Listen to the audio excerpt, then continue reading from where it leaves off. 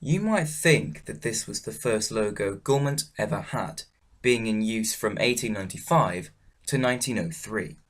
But what if I told you that there's a chance that this logo was the first one Gaumont had? Some of you might be thinking, well, how does that work? Where have you got this from? This is just one of many logo mysteries from the oldest film company in the world. This is what this video is all about. This is the secret logos of Gaumont.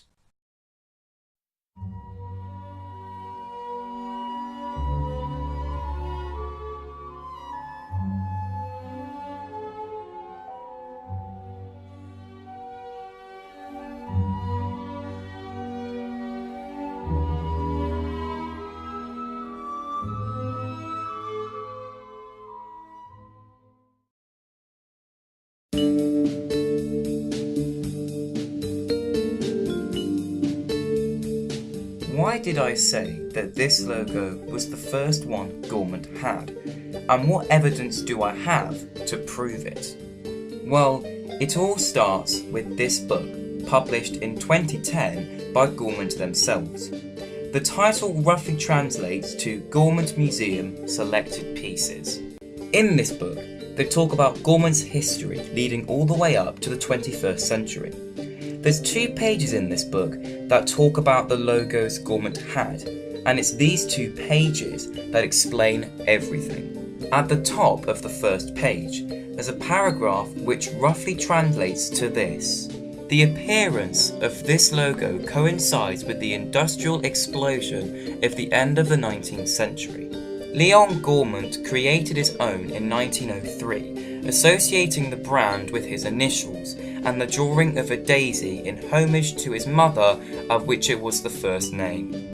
Until 1914, this logo will be the only mark of recognition of all the productions of the company. We see it or guess it in all the films. From 1919 to 1924, humorous logos animated the pages of the Bulletin de Comptoir Ciné Location intended for clients. 115 years later, after the creation of the company, the Gaumont logo remains unchanged. The famous daisy has been declined over time by modern graphics. Although that translation isn't fully accurate, that's one piece of evidence right there that shows that Leon Gaumont created his first daisy logo in 1903. The second piece of evidence is this. This is a list of logos that Gaumont had up to 2006. The date under the first logo says 1903. There are no logos on this page that have a date from 1895 to 1902. So there is a high chance that this logo was the first logo Gaumont had.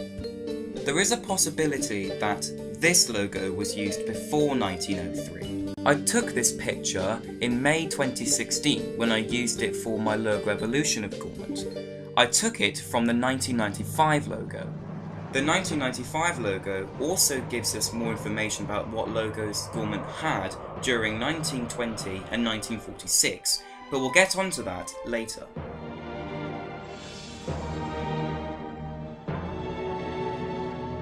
So when did this logo retire? According to the CLG Wiki, this logo retired in 1908. Interestingly, there's no information about this logo on the CLG Wiki. There's no pictures or videos of it either. What's even more interesting is that there is a variant of this logo. Yes, there is a variant of this logo that, according to the book, was introduced in 1906. Why does a variant exist? Although I don't know for sure, one thing I can say that happened in 1906 was this.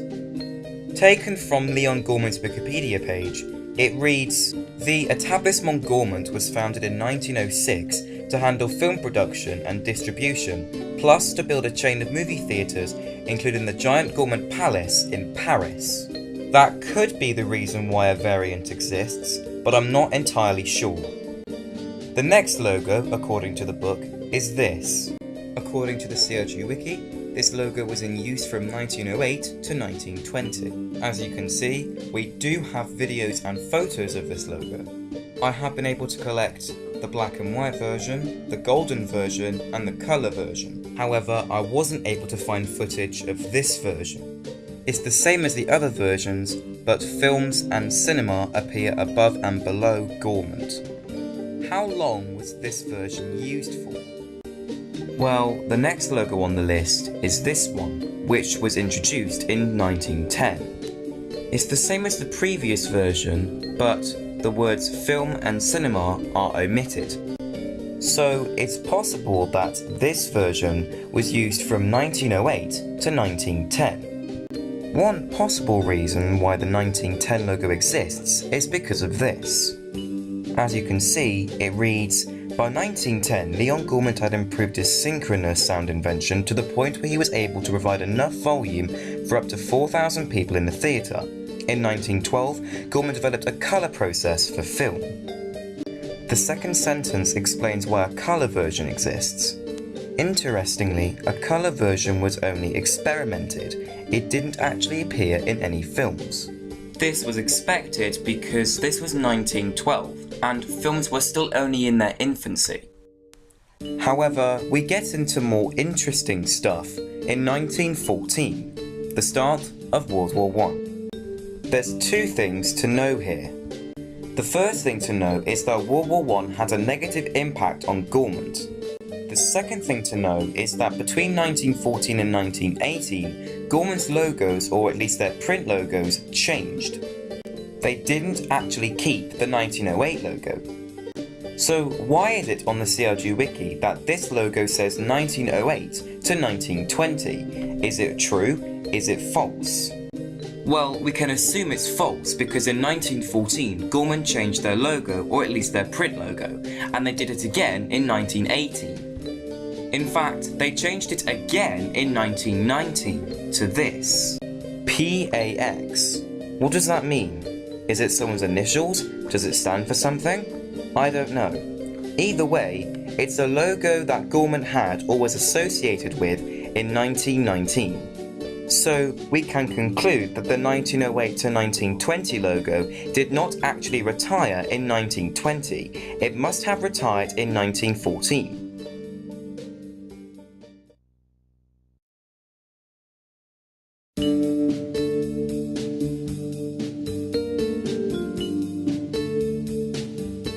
What effect did World War I have on Gaumont? Well, they were particularly affected by World War I during the 1920s, especially in 1925. But we'll get onto that in a minute. What logos did Gaumont have in the 1920s? Well, according to the book, the first logo that Gaumont had or was associated with in the 1920s was this one. Gaumont Metro Goldwyn. Now, you might be thinking, oh my lord, did Gaumont really collaborate with Metro Goldwyn? Yes, but it didn't last very long. In the early 1920s, Gaumont merged with Metro and Goldwyn to form Gaumont Metro Goldwyn. This, according to the CRG Wiki, lasted until 1924. This is not the only time that Gaumont would team up with another company. For example, in 1993, Gaumont merged with Buena Vista International to form Gaumont Buena Vista International. This lasted until 2004. Now we move on to talk about what effect World War I had on Gaumont. Straight away, I was able to find this. As you can see, it reads, following World War I, Gaumont suffered economic losses due to increased competition from American Hollywood productions. In 1925, the studio's output had decreased to only 3 films. In addition, Gaumont was unable to keep pace with the cost of technological changes. Now we move on to the strangest logo in the book. It is this one. As we can see, there is a daisy, but what are the other parts for? Although I wasn't able to get any information about what the bird represented, I was able to get information about what the middle bit represented. It's very hard to see, but on the left there is a globe, but I don't know what's on the right. What does any of this got to do with Gaumont? Do you remember when Gaumont merged with Metro Goldwyn to form Gaumont Metro Goldwyn? Well, they did the same thing with Pathé in 1927. This picture reads Pathé Gaumont Metro Actualities. The information I got for this merger was this. This information has been translated and it reads, in 1927, Gaumont and Pathé teamed up for the first time and entrusted Leo Metro-Goldwyn with producing a joint paper, the Pathé-Gaumont Metro Actualities. After the breakdown of the general agreements between the Gaumont Institution Society and the Metro-Goldwyn Mayor, this newspaper continues under the name Pathé-Gaumont Actualities until August 1931. So that's where the globe and the banner come from. But what about the rest of the print logo? Simple answer, I don't know. This merger wouldn't last very long anyway, and I wasn't able to find any information about what the thing on the right was and what the bird represented. The next two print logos are these. GFFA. What is GFFA? Does it stand for something? Well, yes, it does. In 1930, Gaumont merged with Franco-Film Orbit to form Gaumont Franco-Film Orbit. This lasted until 1938. Also, in the 1930s, Gaumont was hit hard. Following the Great Depression in 1929, Gaumont declared bankruptcy in 1935. The Great Depression affected France from 1931 onwards. Also, in 1937, Gaumont ceased production and operated only as a theatre and distribution company. And in 1938, Gaumont was purchased by the French corporation Havas, renamed Société Nouvelle d'Établissement Gaumont, and reopened its film production studio. However, Gaumont was going to get hit hard again because of World War II. So what logos did Gaumont have during the 1940s? Well, according to the book, Gaumont had 4 logos during the 1940s. One from 1940, one from 1944, one from 1945, and one from 1947. I'll show you what the 1947 one is in a minute. Now remember, these logos are not on the CLG Wiki. Any logo that Gaumont used from 1920 to 1946 is not on the CLG Wiki. One of the reasons why any logo that Gaumont used from 1920 to 1946 is not on the main page is because there might be a separate page for it, like Gaumont Metro-Goldwyn. The second reason might be because no one has found or seen these logos yet. However, these 3 logos did appear in the 1981 logo and or the 1995 logo. The first logo to appear on the 1981 logo is the 1940 logo. The 1944 and the 1945 logo appear as well.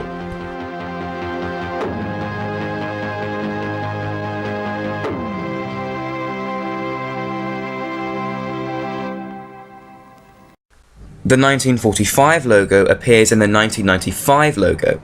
You can see it at the beginning, and when the camera goes past it, you can see it for a second.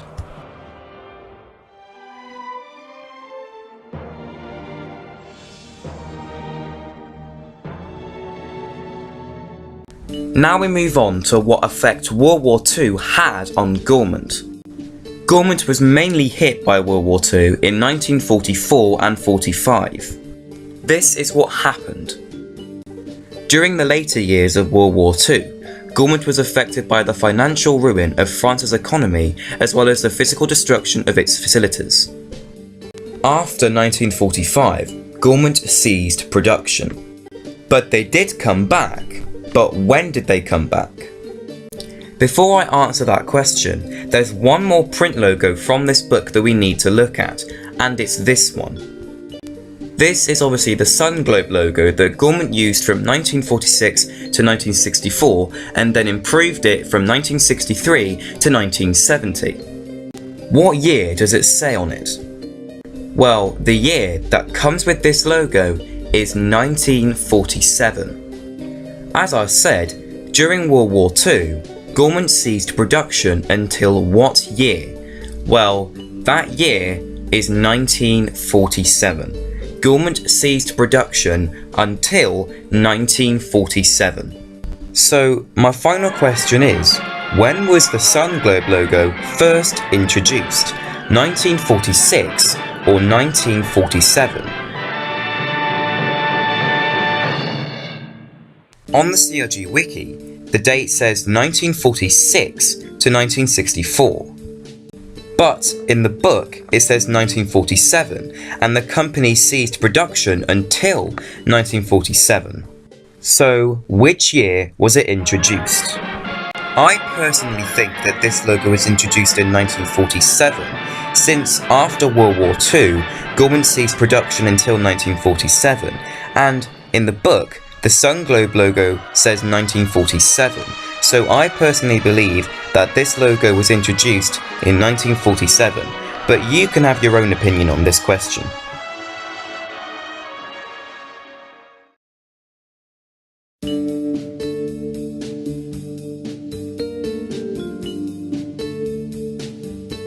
We've covered quite a lot in this video. We have answered some questions, although some questions have not been fully answered yet. We need to update the CRG wiki as well, since most of these logos aren't on there. Whatever we do, Gaumont's logos will always remain a mystery. There's most likely a lot of things I've missed out here. Hopefully, this video gave you an introduction of what logos Gaumont had from 1895 to 1947.